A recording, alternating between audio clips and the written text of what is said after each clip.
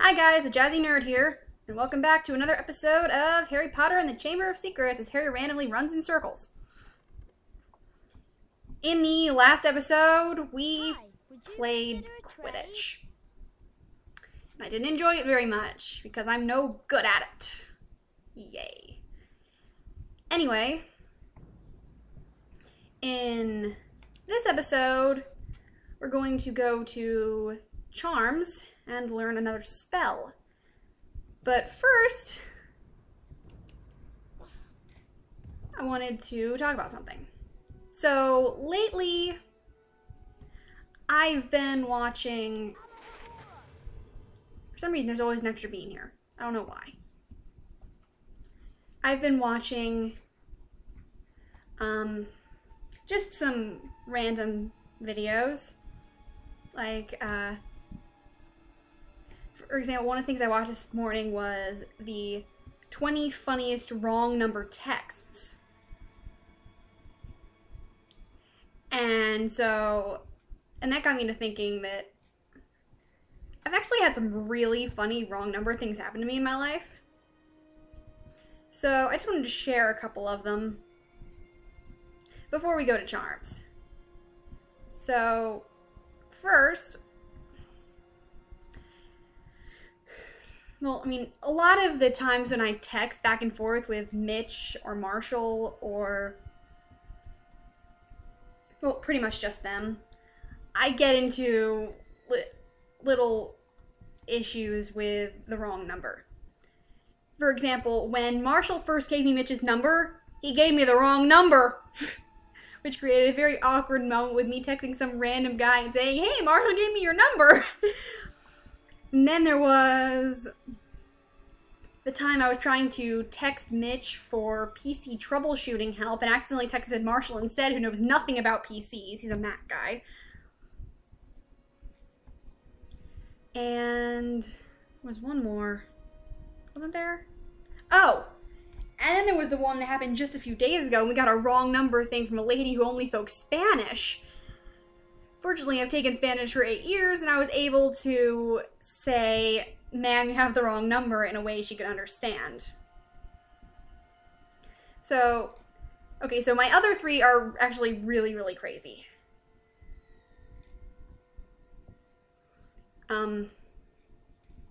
First, there was the one that happened when I was like 9.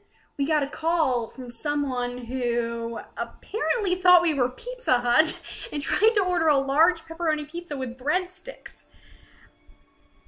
Mom always thought it was some of the neighbor kids who were always kind of jerks to me and my sister. Her evidence for this being that less than 5 minutes after we got the guy off the phone, a couple of said neighbor kids showed up at the house asking if we had just gotten a phone call about a pepperoni pizza and breadsticks. That one was pretty funny and always lives on in my memory as one of the funniest things to happen in my childhood.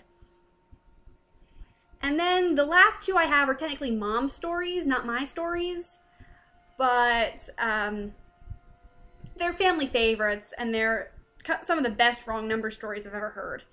So first, there was the very, hillbilly-ish guy who tried to call Mom thinking he was calling his girlfriend and kept insisting that he was her favorite redneck. That line has become a family inside joke. And then there was the time before I was born when Mom got bored with her old answering machine and changed it to say, "Please take the next few seconds to say something truly clever." And she got a call from some random guy she didn't know who left a message that said, "Worrying is like a rocking chair. It gives you something to do, but it doesn't get you anywhere." And then he left his phone number. And so Mom calls up the guy and she says, "You left this really interesting message on my answering machine, but I don't know you." And he said, "Oh, I was trying to call Eckerd's. I thought I'd been entered into a contest." For those of you who don't know what Eckerd's is, it's an old drugstore that, I don't know, the one in my town shut down several years ago.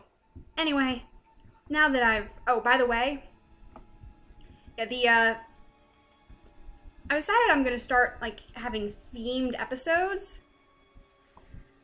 So, obviously the theme of this one is wrong number phone calls. We had that one back in Diamond where the theme was commonly confused moves.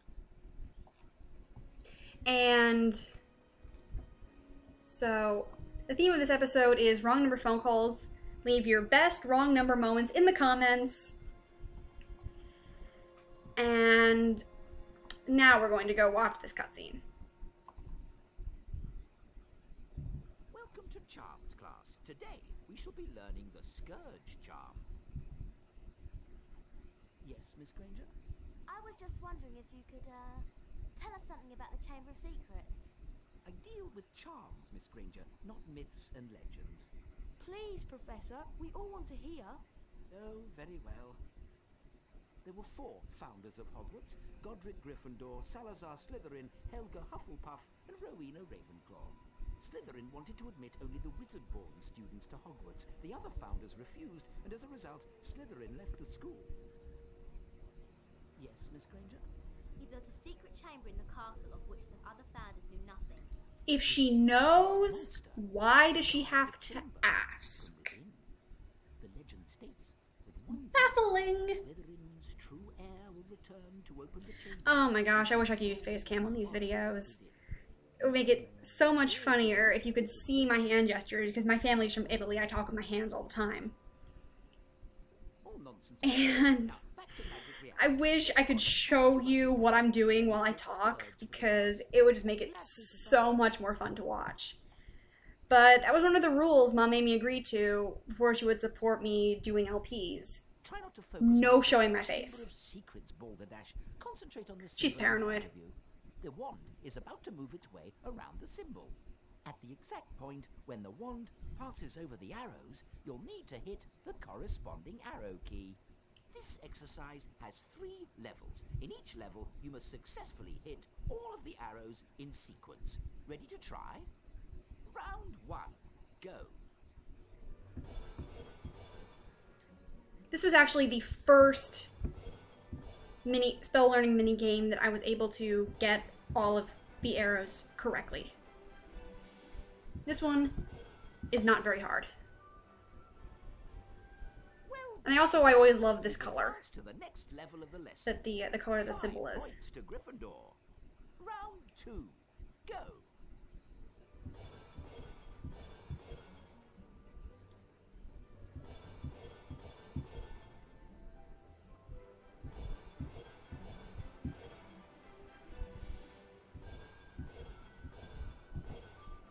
Honestly, I'm starting to get to the point where I want to press the buttons faster than the cursor is actually moving.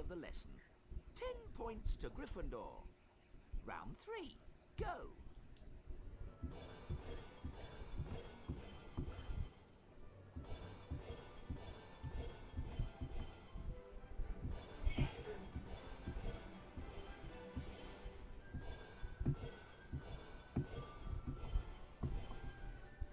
Okay, we did it.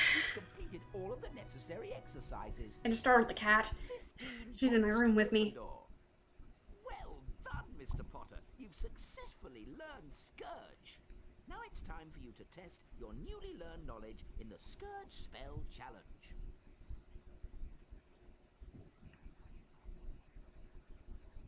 Welcome, Harry Potter, to my Scourge Challenge. To complete the challenge, you must find the completion star, which can be found several floors below us. Try to get to it as quickly as you can. If the challenge timer reaches 0 before you have the completion star, you lose the challenge. Along the way, you'll find challenge stars. Collecting challenge stars will boost your timer and score. I highly recommend you try to find all of them. Try to get the completion star with as many seconds remaining as possible. The higher your score is when you complete the challenge, the more house points I will award you. Okay. So now this challenge, I'll let him talk. Left behind by certain ghostly beings. In some places, it will block doorways and openings. You can cast Scourge to get rid of it. Actually, I just remembered, these statues have beans in them. Kind of trolly, putting statues with beans in the room where you start the challenge. And also, you kind of waste your time having to get them, because these things take several seconds to actually spit out their beans and you cast on them. It's annoying. It's trolly. I didn't even realize these were here until after playing this challenge half a dozen times or more. And this one takes 4. Okay. Now this challenge is a little bit tricky. There are some areas that require very precise jumping. This challenge also has a mini boss fight. So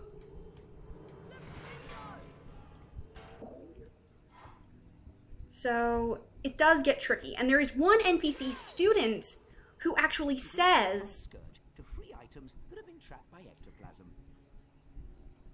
when you talk to him, one of his dialogue options is, Flitwick Scourge challenge is impossible, or maybe my wand just needs to be repaired, or something like that. This has a card in it, if I remember correctly. Yep.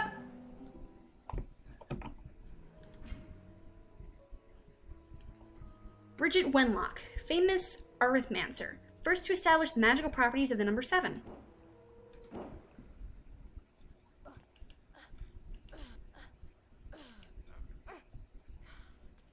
Okay. Now this area actually gave me a little bit of trouble when I was a kid, making that jump.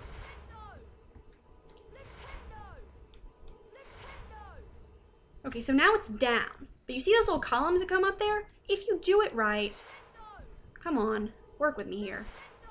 You can actually push it further out to make the jump easier. Now we jump onto this, and jump onto this, and it becomes a piece of cake. Okay, now this is when it starts to get a little tricky.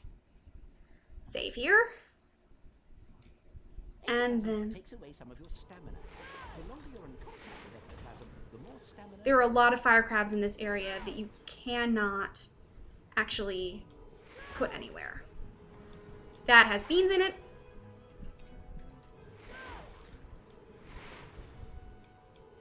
There's a ridiculous amount of ectoplasm in this room. I can't hit that fire crab from here. Great.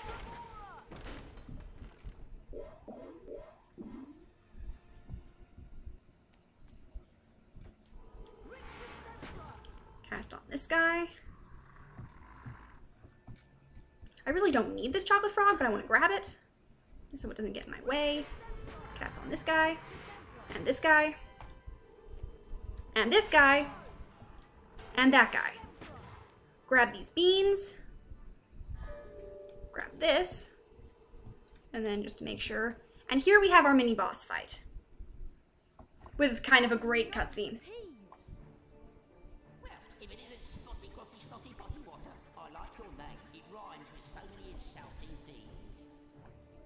Aha! Okay, now just keep moving and keep casting Scourge on him to drop his health. If you stand in one place, you will lose this fight every single time. Aha!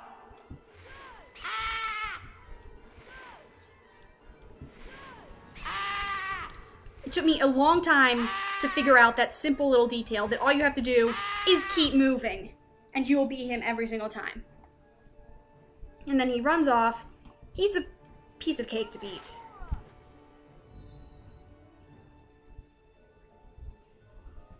Okay. Now here, we get a little secret area with an extremely tense, extremely narrow ledge that you have to walk across. I would not do this in real life if you paid me.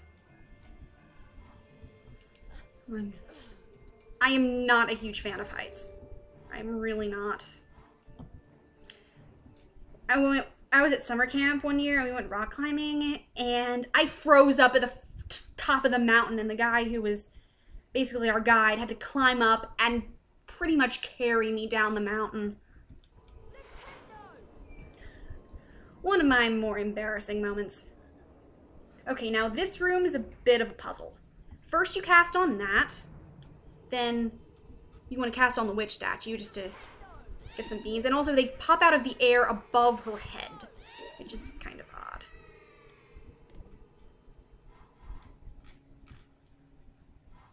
Now, cast Lumos, or Miss Lumos.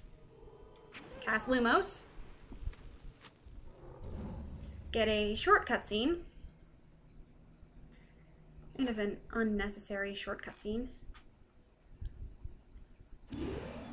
And then head down here. Grab this Wicked Tree bark. Very necessary. Cast on this, which opens the way.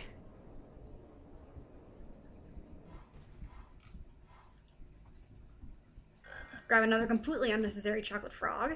I'm over 500 beans already. Cast Scourge on this, and I find this area, once this cutscene is over, I find this area extremely claustrophobic. Look at how low that ceiling is. My mother actually is claustrophobic, which is why she's the one with the walk-in closet. Oh, another card, wow.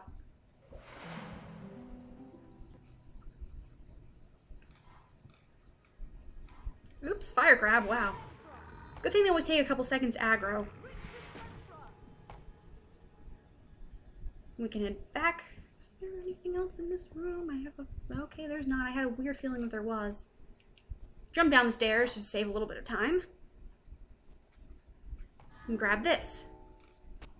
Then head in here and grab this, which has another bronze wizard card in it. Wow.